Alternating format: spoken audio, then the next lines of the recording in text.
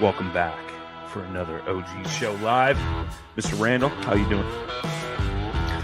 What's up, everybody? Welcome back to The Reel Down.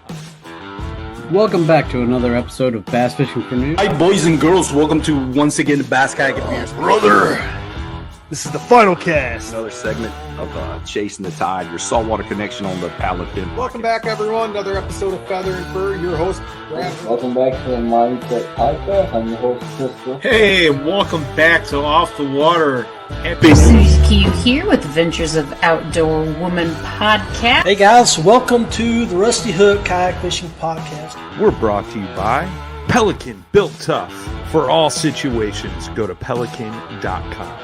Eastport Marina on the beautiful shores of Dale Hollow Lake. For all your lodging, kayaking, go to eastport.info. Yak Gadget for all your fine kayak fishing accessory needs. Go to yakgadget.com.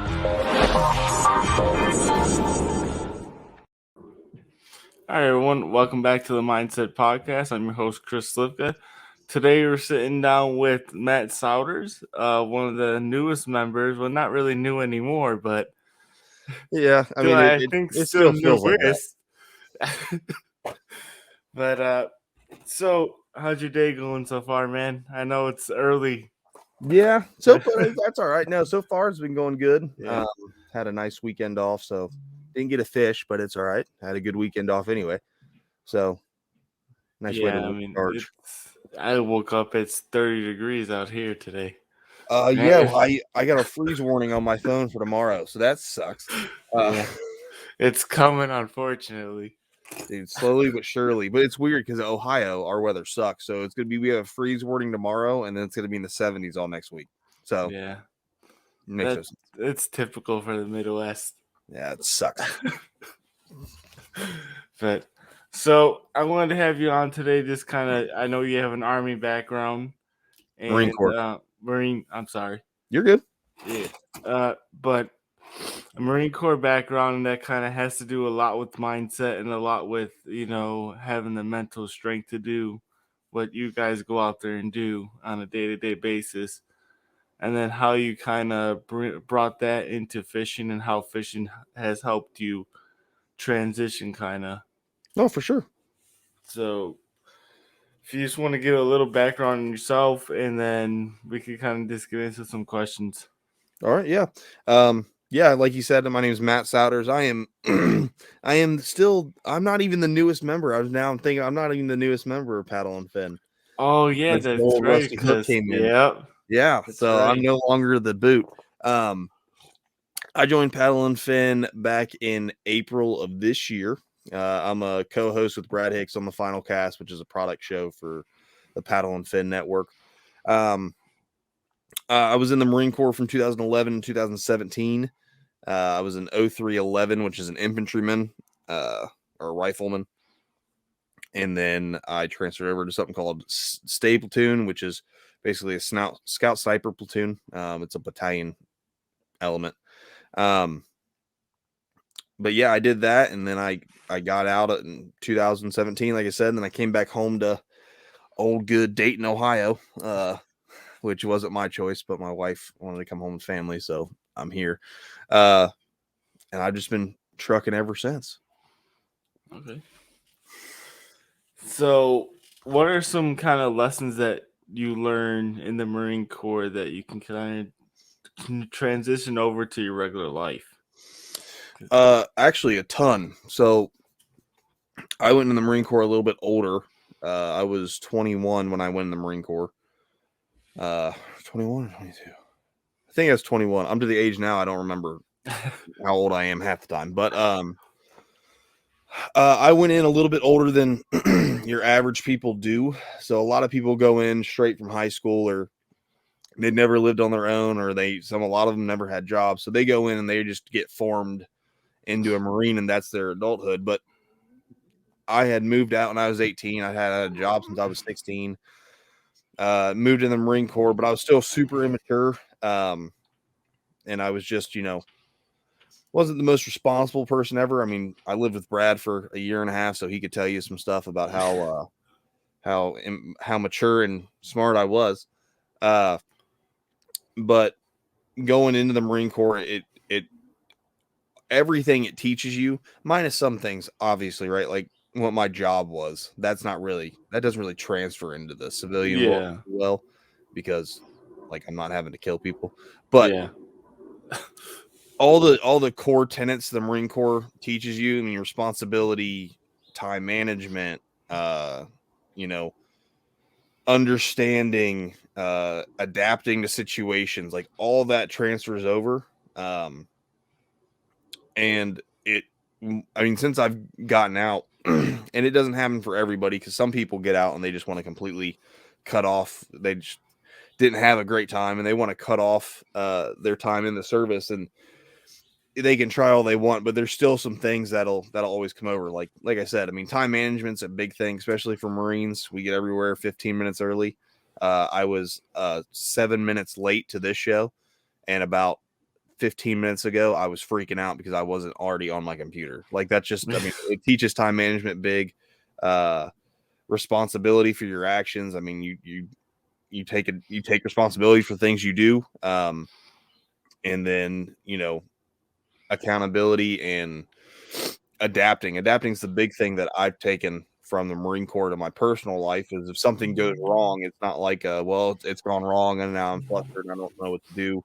My mind's kind of wired now to where, okay, that went wrong. Let's figure out what to do to fix it and move on.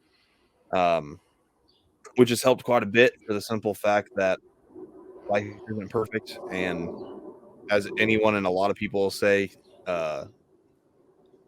your plans never survive contact, which means you can plan all you want for something.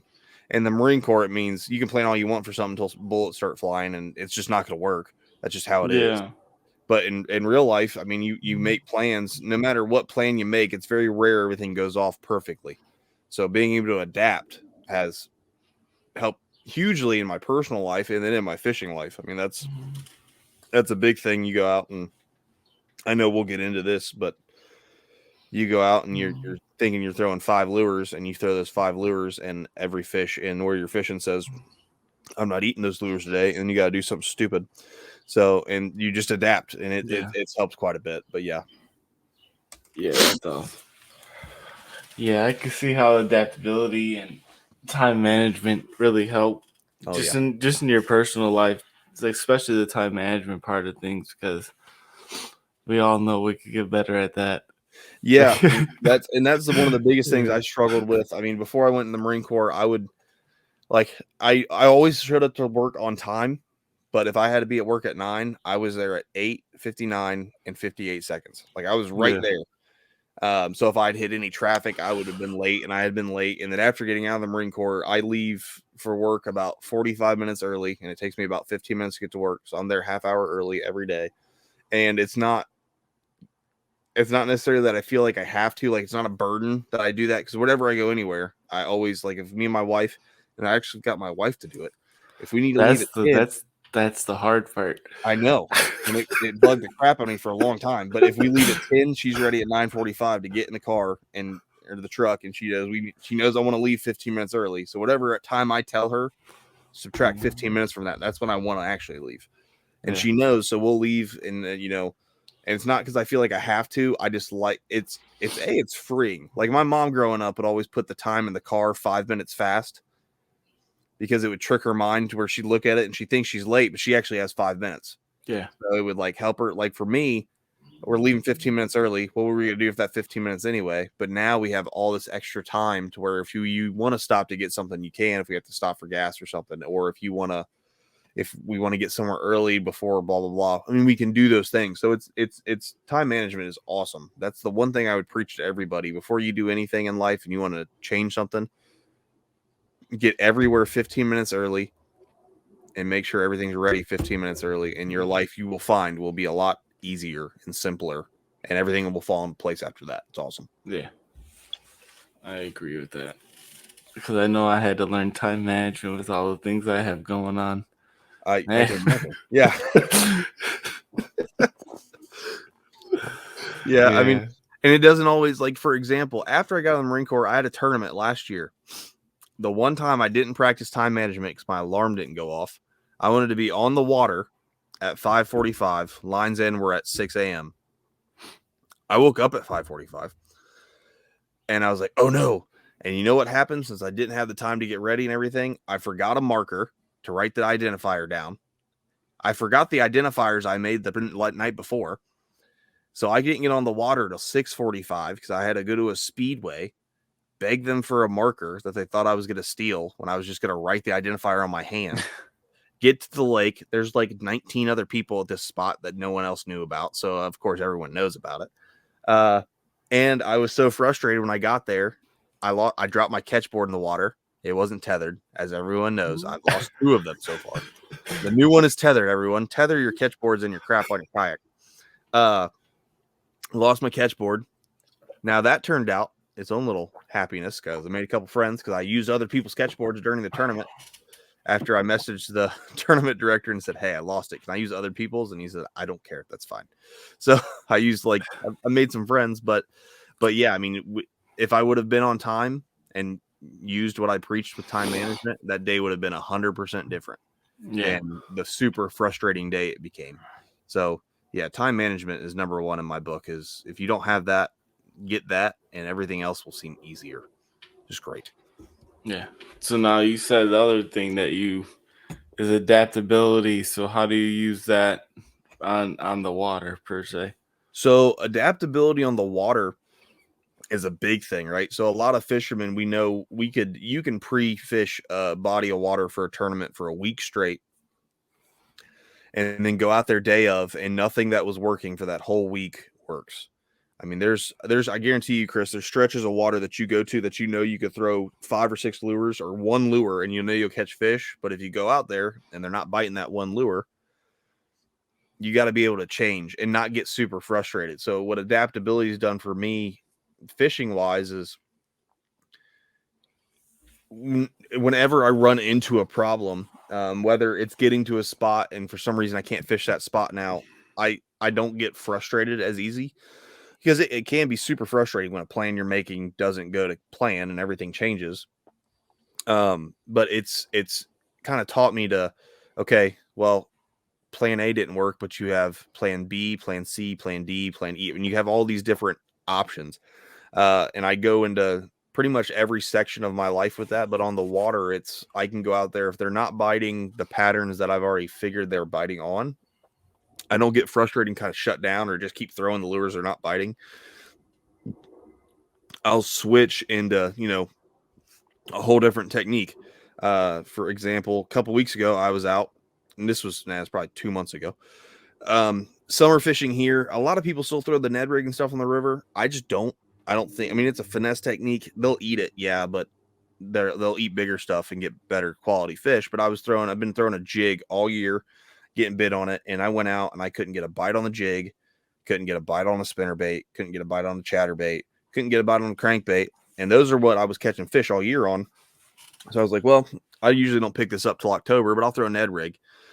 And I just switched pretty seamlessly into it. Everyone knows I'm a power fisherman. I hate throwing super finessey stuff. It's boring, and I don't like doing it. But I did it, and I caught like 19 fish that day. I mean, they just wanted something smaller and more finessey, and it just switched into that. And a lot of people will get, they'll go out, and their plan was to throw a jig, a Texas rig, and a crankbait. And they'll go out, and they'll throw a jig, a Texas rig, and a crankbait, and they won't get bit on it. And instead of adapting to that situation and changing, they'll just keep throwing it, and they'll never get bit on it. You see it a lot on big swim bait guys. They'll go out, and we'll be throwing these big Huddlesons and stuff, and obviously the bite's slow, but there are some days you just know nothing's going to bite this, but they'll just keep throwing it because that's all they want to do, and they don't want to catch anything other than on a swim bait, which is fine on like fun fishing. But when it comes to tournaments and stuff, being able to adapt and to change spots, like that spot, if I would have got there as early as I did for that one tournament and saw so many people there, I had other spots I could have gone to.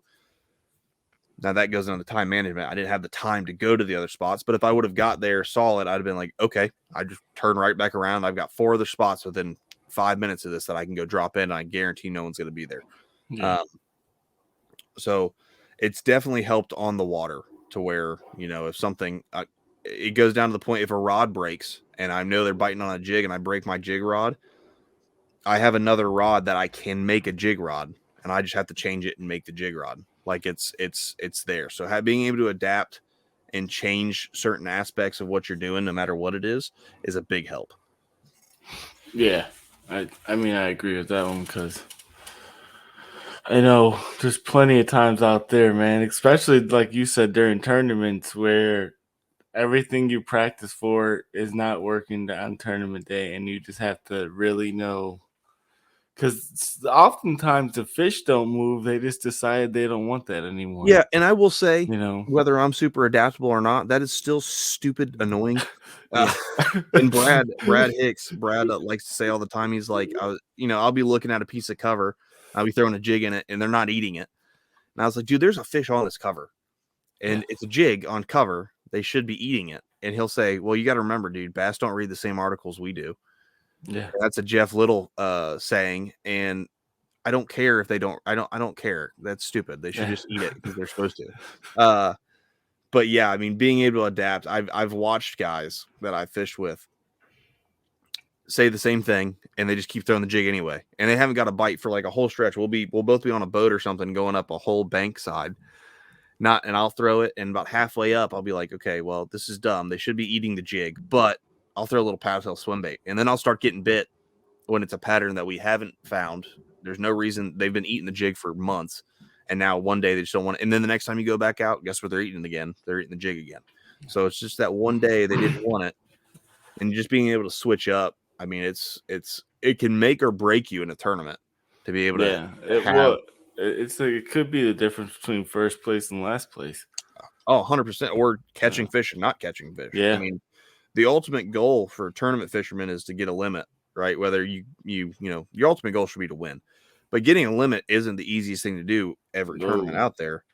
I continue to struggle with that. I mean, and so do I. I mean, that tournament, I ended up getting 14th in it, and I only fished half the day because I had to go to a birthday party for my nephew that afternoon. But I only fished half the day. There was like 15 people on this small, I call it a pond. Everyone else calls it a lake, but I've been fishing a lot in the South, and our lakes here are like big ponds. But, I was able to adapt because they weren't eating anything I knew they should be eating. So I threw on a caffeine shad and was just throwing a shad around like a fluke, just in the middle of summer, throwing a soft body jerk bait, and I was getting hammered on it. Hadn't caught a fish on it all summer. Wasn't working anywhere else. So I lucked out by having the pack in there because it was underneath my seat, underneath my tackle box. And I didn't even know it was there. And I had 2 EWG hooks with me. And I was like, I have it, so I might as well tied it on. And I caught 3 fish, still didn't get a limit. And I just lucked out because everyone else is having struggling getting limits except for the top 10. Top 10 had limits. Everyone 11th place out had 4 or less fish.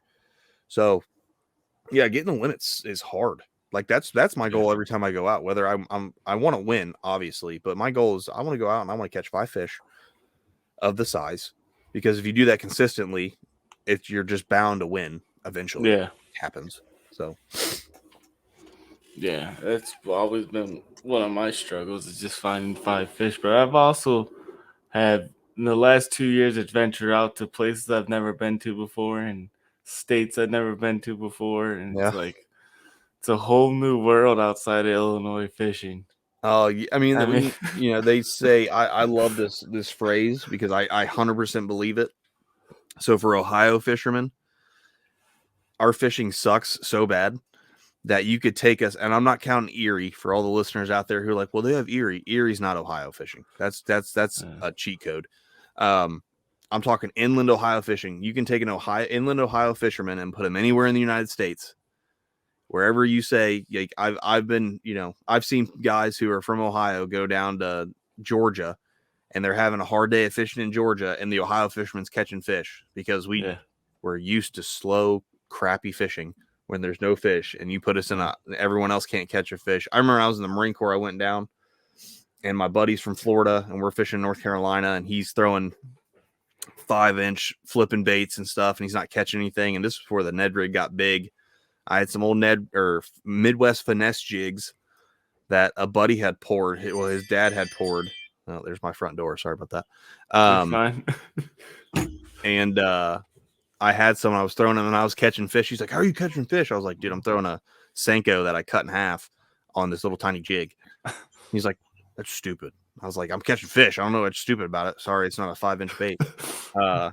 So yeah, you could take an Ohio fisherman and you can put us anywhere and we'll catch fish. Yeah, I can see that, because I kind of feel that same way about Illinois too, just because, I mean, it's kind of gotten better. They've kind of started taking care of their lakes a little bit better now, but it used to be really, really tough just to get one bite out here. Yeah. Yeah, I mean, then you understand exactly how it is, Yeah. man. I mean, you go to other states, especially down south, and you start fishing, and you're like Ohio fishermen, and us northern fishermen were like, "This is the best day we've ever had," and everybody else was like, "Oh, we only caught 6 fish." I was like, "Man, I'm lucky to catch like 2 fish a day." Yeah. Now, lately the GMR has been producing, so I've been catching good fish, so I'm not going to complain. But yeah, I'm the same. I'm the same way. Like there's only one lake where I feel really confident in catching multiple fish. But like when I went, I think, what was it? Where was that at? Anywhere basically in Wisconsin was Sturgeon Bay. Sturgeon Bay, the hardest part about Sturgeon Bay was just getting to the fish and finding them. Once you found them, you caught them like it was nothing. But yeah, I completely know what you're talking about when it comes to having confidence. Like I have no confidence in any of our lakes. Like, to be honest, like I can go to some of them and I like a good day would be catching 3 fish. It would, I mean, our lakes just suck unless you go farther north. Like there's, the farther north you go, the better the fishing gets. But I'm not driving 4 hours when I have the beautiful Great Miami River and I'll just fish that. Yeah. Yeah, I get what you're saying. I wouldn't. Well, it's kind of like a hike, like, because I have Wisconsin about 2 hours away. Oh, and once you cross over into Wisconsin, the fishing out how somehow all of a sudden becomes great. Yeah. But it's still, it's still a drive. It's still gas money, and it's still, all that stuff that goes into it. You gotta at least make the commitment for the weekend if you're gonna do that. Yeah, which I mean, I can see that too. I could drive north and go to Michigan and catch tons of fish, or I could go south to, Tennessee's only 4 or 5 hours away, so I can go there if I want, or I can go, even Indiana has some good fishing. So it's just like I'm on an island. But you're right. I mean, a lot more goes into that, like, gas money, lodging, if I'm going to sleep in the truck or if I'm going to find somewhere to stay. So yeah, it can be tough. Yeah. Well, we're about, I would say we lost about a couple minutes, but yeah. Before we go, I just want to get, I normally ask this at the beginning of the show, but we kind of just got right into it. What does mindset mean to you, not only in fishing, but kind of in life? Mindset, I mean, to me, with my experience and everything, it's really the make or break for a person. So if you have a negative mindset, and as someone who's, I battle some mental stuff. So I've been on both sides of it, having a negative mindset and having a positive mindset. Having a negative mindset, no matter what you're doing, will make what you're doing bad. It could be in a bad situation where you might have a bad day at work. If you have a negative mindset, it's a way worse day at work. Or, as someone, like I said, who's dealt with both sides of that spectrum, I could be with all my loved ones, or I could be out fishing, or I could, it could be anything. If I have when I had a bad mindset and my mind was kind of, a little harder to find the happiness and stuff, it was very rare that I would find a whole lot of joy. And that was just because I was dealing with some stuff. I had a different mindset. I had a negative outlook on a lot of stuff. I was focusing on more of the bad than the good. And it completely changed who I was as a person, to where, I mean, people didn't want to be around me. And, I was dealing with some stuff and changing my mindset. And this was all while still having, like we talked about earlier, my adaptability that was still there when I had a bad mindset, and my time management was still there when I had a bad mindset, but it was there's more frustration packed into it. So I could adapt, but I would be madder and I'll get out in a heartbeat. Changing my mindset to where now I've got kind of a go with the flow mindset, or, try to find some good in something, and try to stay positive. My whole outlook has changed. So I don't get frustrated as easy. I can more or less just go with the flow. So things don't bother me as often. Like if someone does me wrong, I'm not super mad anymore like I used to be. I kind of just go with it and say, well, I'm not going to let it ruin my whole day. So even when I have bad days at work, with a positive mindset, I'm just at work. That's how I look at it. I'm having a bad day, but I get off at 7 p.m. And I'm like today, if I go to work and I'm having a bad day because it's Monday and I work in retail, so I'm probably going to have some idiots. It's just how it goes. For all those people who go to stores on Monday, I'm not talking about you. Maybe. Who knows? Maybe you're one of them. But, I get off at 7, and at 7 o'clock, when I lock the doors at the store, I leave that behind me. No matter if I had a bad day or not, I get in my truck. I've done some things to kind of help me move on from sections. I call them sections of my day. So how you get through boot camp, for example, and boot camp is, I'll say this, for everyone who ever wants to join the military, at least the Marine Corps, boot camp will be the easiest time you ever go. It'll be the best 13 weeks of your life in the Marine Corps, for the simple fact that you just have to you have to get to breakfast and then to lunch and then to dinner. So that's taught me to section my day out. So I wake up, I've got the time before work, I've got work, and I've got the time after work. So no matter what happens before work, I try not to bring it to me with work. No matter what happens to me at work, I don't bring that home.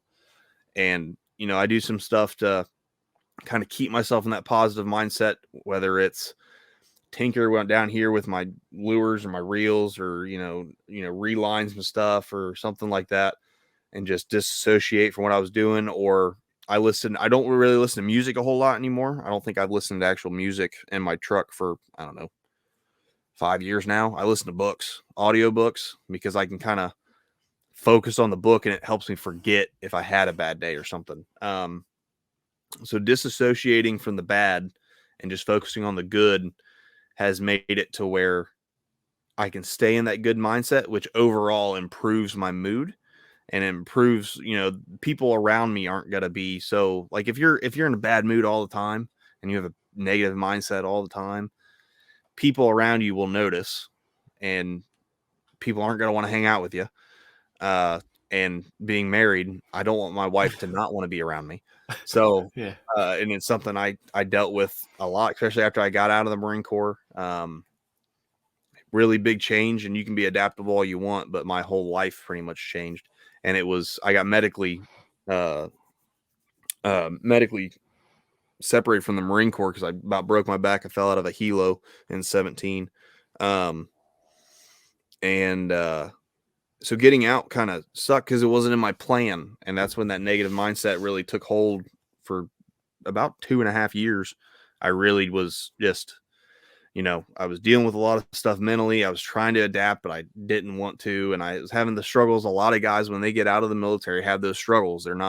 Civilian life isn't kind to us because we've lived our lives very regimented and military focused, where, everything happens during the day and you have a plan for everything. And then you get out in the civilian world is anything but chaos. That's about all it is.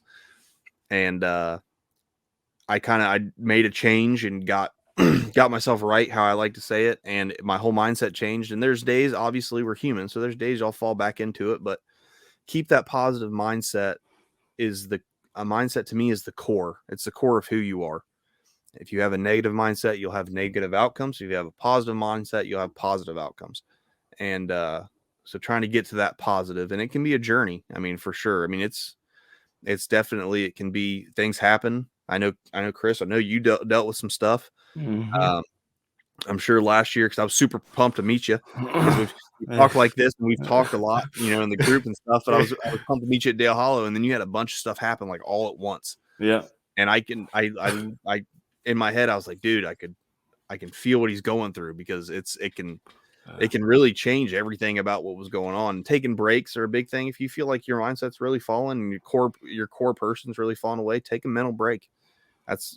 We don't talk about a lot. Patty, I can't remember his last name. He's an MMA fighter, but he, had a big old thing on national TV about especially if you're a man. No, we don't talk about our feelings, and I'll test that. I don't talk to anybody really about my feelings. I just deal with it and move on. And what helped me get there is you talk about what's going on. If you're having issues, you talk about it to somebody, because you never know. What helped me was talking to people about it. And I found out they went through the same struggles I did when they got out. And then they gave me kind of the roadmap to get better. So it's definitely, having a good mindset will set you down the path for the rest of your life. If you're negative forever, life's going to be harder than it probably needs to be. So, yeah, I agree with all that. Yeah, for sure. I mean, it can get you quick, man. I mean, yeah, a negative outcome, because if you have a negative mindset on stuff, the second something bad happens, it's 10 times worse.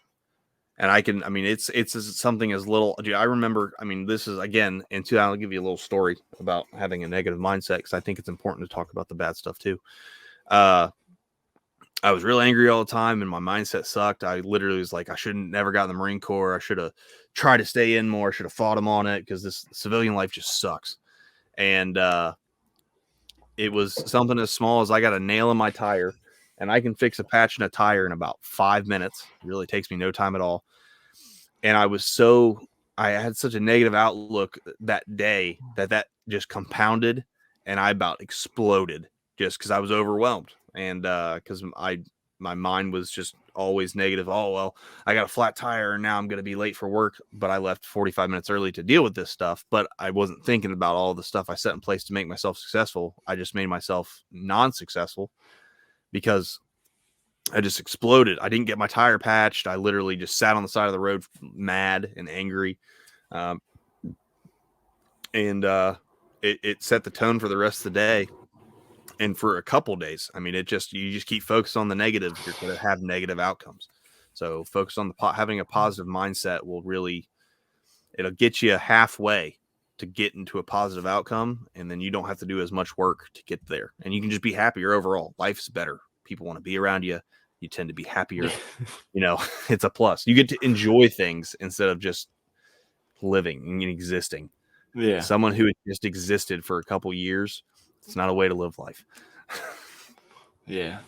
No, I agree. And it's funny that because all the people who are really successful in life say the same things that you just said. Yeah. I never believed it. I was like, yeah, you're just happy, man, because you have millions of dollars. I would be super happy if I had millions of dollars. But while I think some of them are probably just fronting because they do have millions of dollars. So it's really easy for them to be happy. Yeah. I think what they're saying is true. If you have positive outlook and positive mindset on stuff, it's weird, but things just seem to happen good for it. Like things just go your way.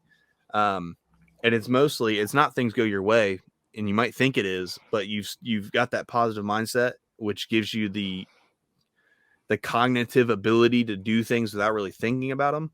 And then you get success easier.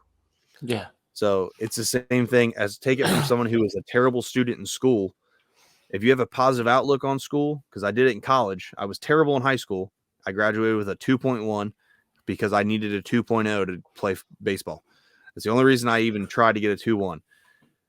Bad student, went to the Marine Corps, got a kind of a positive outlook on that, and then went to college, kept that positive outlook in college, and graduated with a 4.0. I have a degree and all that. And I was always surprised. I was like, man, this is so much easier in high school. Well, it's not. It was harder than high school, but I just had a different outlook on it. And everything seemed to come to me easier because I had a positive outlook and mindset on it. So, yeah.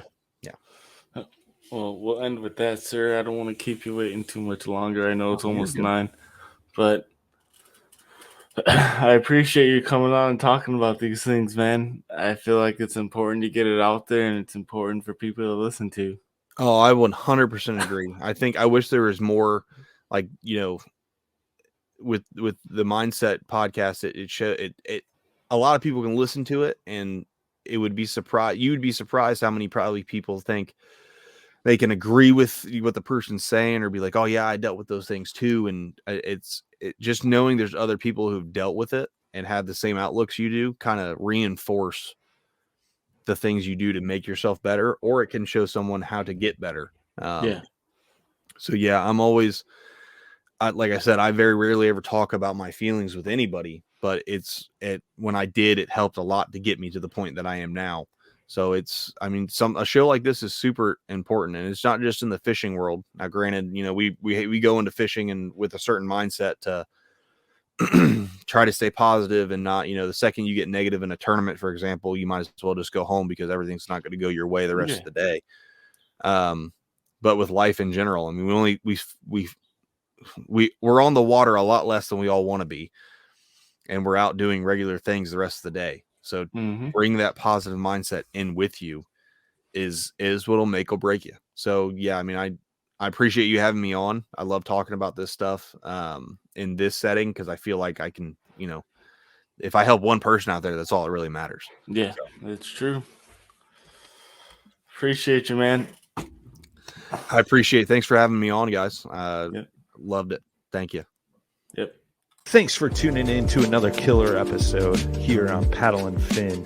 Be sure to drop a 5-star rating, a thumbs up, or smash that subscribe button on any platform you're listening in on. Be sure to check us out on Waypoint TV, waypointtv.com. Make sure you sign up for the Fantasy Kayak Fishing League at paddleandfin.com/fantasy. You could support this show through Patreon, patreon.com/paddleandfin. Don't forget to check out the website, paddleandfin.com. Catch us on YouTube. If you got a question, comment, or want to see a future guest on the show, be sure to email us at paddleandfin@gmail.com. Shout out to our show supporters, Yak Gadget. You can check out all the fine kayak accessories at yakgadget.com. Pelican Professional. For all your cases, coolers, and lighting needs, go to pelican.com. Rocktown Adventures, your Midwest premier paddle sports destination. Go to rocktownadventures.com. Eastport Marina, the beautiful destination on Dale Hollow Lake. If you're looking for lodging, kayaks, kayak accessories, or anything fishing related on the beautiful Dale Hollow Lake, go to eastport.info. And Jigmasters Jigs. When in doubt, get the jig out. Go to jigmasters.com and fill your tackle boxes today.